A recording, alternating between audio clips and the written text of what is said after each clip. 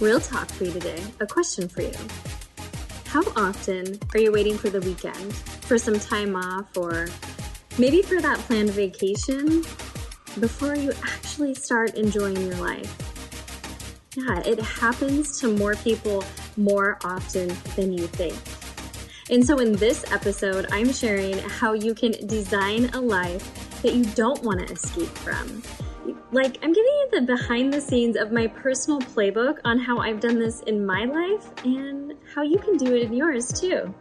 So this episode you don't want to miss. Tune in for sure.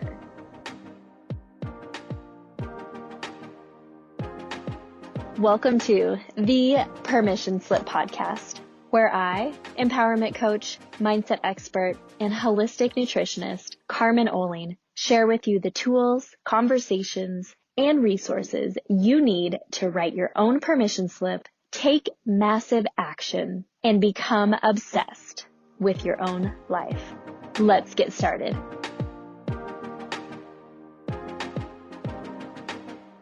Hello, my beautiful friends, and welcome back to the Permission Slip podcast. So this episode was something that came to me as I was thinking back when my kids were young, when I was working my corporate job. I spent 16 years in corporate leadership and finance, and I was really successful, and I loved it, and it afforded me so many opportunities. But one of the other things that afforded me was the opportunity to work really, really hard. Often I was working on average like 50, 55 hours a week. And so I really look forward to the weekend and to vacations. But looking back on it now, often I wasn't finding joy in the everyday, not being excited to wake up for every day, not being fully present in each moment. And so in this episode, I'm giving you my personal playbook, so to speak, of how to design a life that you don't want to escape from. How to design a life that you're excited to live every day and you wake up and you're full of curiosity and adventure and joy and love and giving and receiving and all of the things that come with an amazing life. So I sat down and I was like, I really want to give you something different. Because if you've been listening to the pod or following me for some time, you know that I'm always eating my BAS every day. So my big ass salad, which means I'm nourishing my body. I'm doing my morning rituals and journaling, meditation, prayer. I'm moving my body each and every day. I love weight training. I love yoga. I love HIIT, but I'm down to only once a week on any high intensity type exercise. So I wanted to give you something different. So I wrote down like, what are those really simple things that I could share with you that would really help you design your life and change how you operate on a daily basis outside of those basic pillars of health to keep our bodies, our minds, our emotional health, our spiritual health, our mental health in like optimum capacity. So here they are, and we are just going to jump right into it. The first one is a commitment that I made to myself a number of years ago, and it has served me so well. I cannot tell you how well this has served me. The number one thing this has done for me is allowed me to have so much less anxiety and overwhelm feeling. You know that feeling you get in your body and in your chest? It just kind of radiates there. And instead, I feel a lot of internal peace. So this first tip is making it a priority not to rush.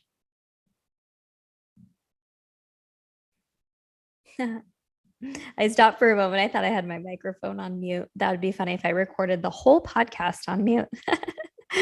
Oh, I digress. So, a commitment to not rush. What would it be like if each and every day you were not in the energy of rushing? Which means when you wake up, you're not snoozing, you're getting up out of bed. You have things planned the previous night before so your morning can go smoothly. A tip I have for you that is just like so off the charts amazing or along not rushing is build your schedule based on the energy you have available or you anticipate having available for that day, not the amount of time that you have available. Most of us will look at a weekday, say a work day, say it's a Tuesday. Oh, great. I'm available from 8 to 5 this day. And then you continue to build in your schedule full of appointments and to-do lists to fill up that whole entire day. And often you're skipping lunches or eating while working, which, side note, that is not good for digestion and not good for your hormones overall. And so I want you to step away from that and I want you to look at the day. It's a Tuesday. What type of energy am I going to have for this day? Where am I going to be at in my cycle? Have I just finished a really big project and I'm drained? Am I just getting off of doing something over the weekend? Like, what's happening with me? And what are the things that are my deepest priorities this week? And what am I focusing on? So let's say it was a creative endeavor that you were going to focus on Tuesday. Well, when are you the most creative? For me, it's in the morning. So I would look at my calendar and I'd make sure I have time for my morning rituals, like always. And then I would schedule myself 2 blocks of 1.5 hours for creativity. And then in the afternoon, I would do my everyday tasks that were like maybe my admin tasks that I do every day, such as checking in with the team, checking my email, and following up with my one-on-one coaching clients. Now, you notice that I did that in the afternoon because guess what? If people are waiting a half a day for you to respond, that's okay. But my day is built on not rushing. And the energy that I have available for that day is most likely to be highest in the morning. And so now I've built my day on a high vibe energy and I'm not jam packing it. And so I'm also building in, and I want you to hear this, white space each and every day. So I usually build in 2 hours of white space where I do not have a to-do list, which means it's not even cooking dinner or doing chores or writing content or having any calls. Like there's just white space. So especially if you have a family or if you're in any sort of leadership position, this is really important because what happens often if you're in a leadership position or with your family, there is an emergency every single day. And if you have this white space built in, that's okay. You have capacity and energy to deal with it, and you don't have to rush.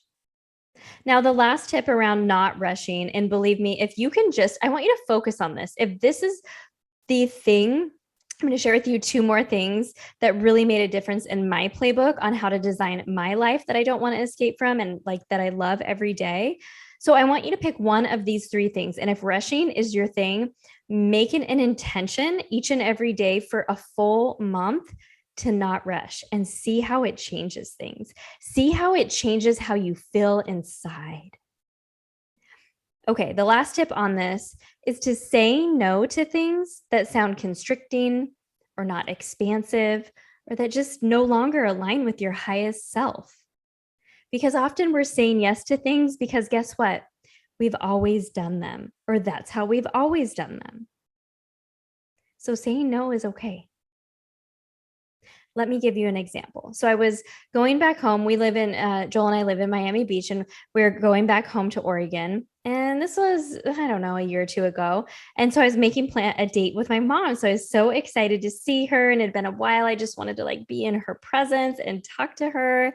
And so she comes back and she sends me a text message. It was really long and loving, by the way, where she says, okay, so at 1:46, we're going to go and we're going to eat at this restaurant. They have really great salads. I know you're going to like it.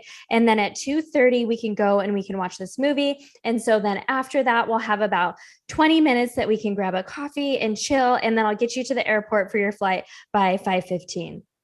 And I was just like, so that all sounds good. Like when you see it or you think about it, like, whoa, that was so nice that she was going to plan all of that. But what would happen? Inside, I would feel like we're rushing because we're not building it based on our energy. We're building it based on time allotted.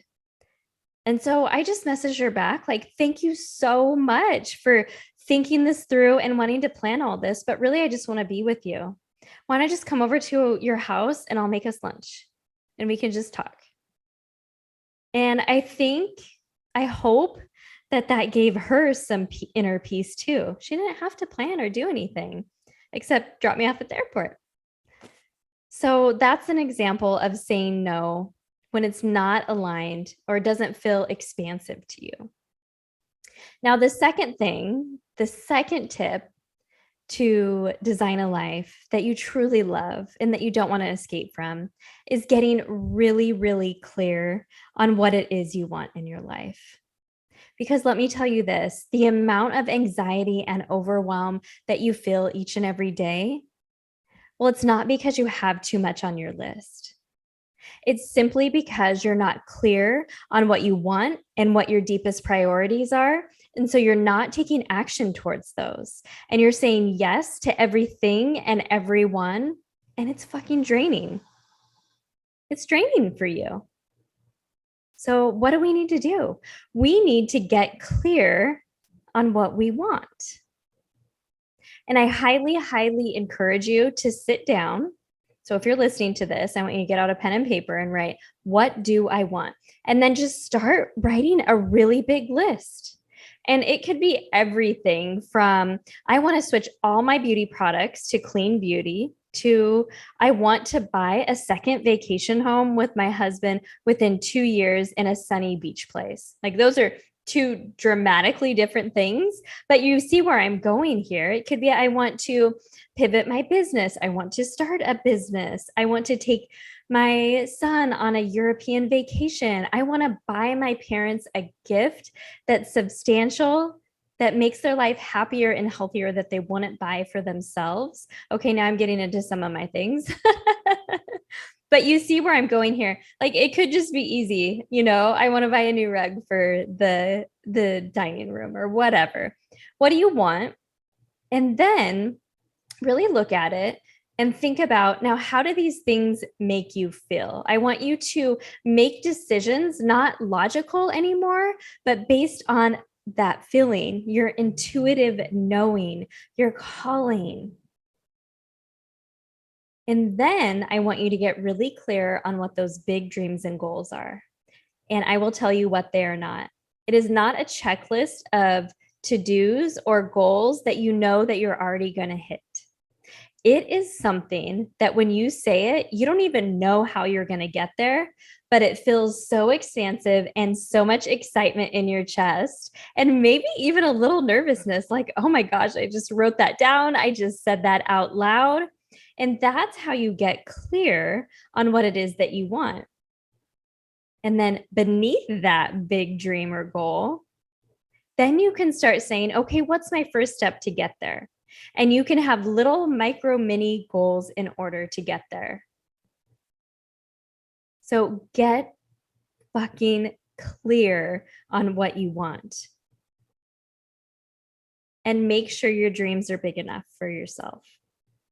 Not just a list of things that you know that you're already going to be good at. That's what I did to hold myself back for a long time, is I would set goals, and to others, they may look like big goals, but you know what? I knew that I could hit them because they were things that I knew that I was good at. It was holding me back from being great because I wasn't stretching myself and saying yes to things that maybe I would fail at. So really check yourself there. Okay, now the last thing. Taking radical responsibility for your own life and doing an assessment often of where you're at. It's nobody else's fault but yours where you're at right now. No more excuse making. No more blaming on how you grew up. We're all adults. We all have the tools and resources available to us to process through some of our old shit and create new stories and design a life that we truly love. I'm not saying that all of that is easy and our past has been easy. Everyone's is so much different, but it makes us who we are today. And so if you can start taking more radical responsibility for your own life, this is going to be huge. And then you have to check in often, because often I see what's happening is, okay, we are really clear on what we want and we start going for it. And then we hold so damn tight to that dream or to that goal. And maybe it's time to change it. Maybe it's time to shift it a little bit. Because guess what? We really need to give ourselves permission to change our mind, to shift and to grow, because we're not always going to be the same person. And so our dreams and goals need to have the same ability to change and grow with us. And the one thing I want you to know about these big dreams and goals is you have to let go of instant gratification. I know I fell short on this multiple times in my life. It was almost like if it wasn't fast, fun, and easy, and I didn't get it right away, then I would give up. So basically, I didn't get the instant gratification of how good I was at something right away. So it would be like, it wasn't for me. I'm not good at this. That wasn't the right choice. It wasn't like I was taking responsibility for myself and saying, okay, if I stick with this, then maybe I'll actually be great at this. And I just need to learn. And this is a challenge for me. And I can see that as an opportunity to grow. I can still step into it with ease, even if it's challenging. And I can stick it out in the long game. Let me tell you, I've been operating my coaching business for 8 years. 8 years. And some people look at me like, whoa, you're so successful. But yeah, it takes time. And I gave myself permission to change my mind. I started out as just a holistic, not just, but a holistic nutritionist. And that's what I thought I was going to do. And I thought I was going to do personal training. And then I started diving into all the mindset work and spirituality and getting additional certifications and coaching of my own for my own mentorship and growth. I was like, this is what I am meant to be doing. So taking radical responsibility and checking in often can be challenging, because guess what? When you check in with yourself, I want you to see how often you're complaining, blaming, or judging yourself or others. Because if you're doing that often, also rationalizing, again, getting out of how it feels and into your head logically, sometimes is not the best way to go, because our ego mind is going to kick in and it is going to talk us out of these big things that we are meant to do in our life and keep us trapped in those old subconscious loops that we're trying so hard to get out of. So when you check in with yourself, and if you're often complaining, blaming, judging, or rationalizing, use that as a mirror back to yourself. Make it be like when that comes up, oh yeah, Carmen said this thing about a mirror. So you flip the mirror back to yourself and you just ask yourself, where am I BSing myself? What am I ignoring that I actually know? And if I actually took action on this, it would propel me. It would be a catalyst in my life to get closer to where I want to be and get you out of that old subconscious programming, that loop that we always get stuck into.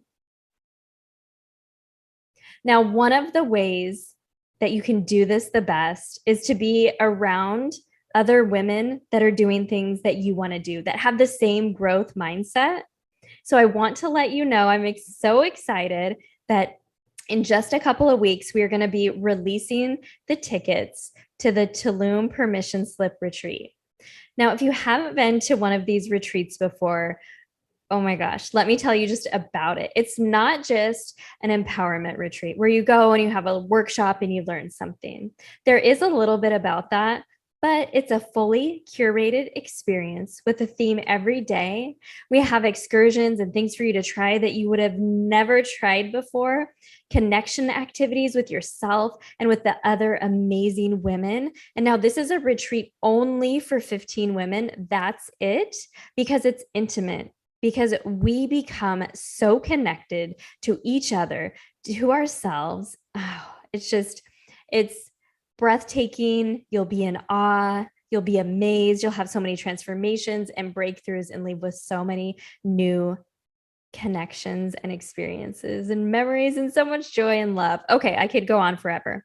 Anyway, in a couple of weeks, we're going to release the tickets. So if that sounds like something that you want, and if you want to start taking radical responsibility for your life and learn about some of these other things on how you can design a life that you truly love and you don't want to escape from, then I invite you to get on the wait list. Click the link in the show notes and put in your information, and you will be the first to know, because again, it is very, very exclusive and intimate, and only 15 women are invited each year. So I want you to be one of those if you really feel like a calling on your heart for that.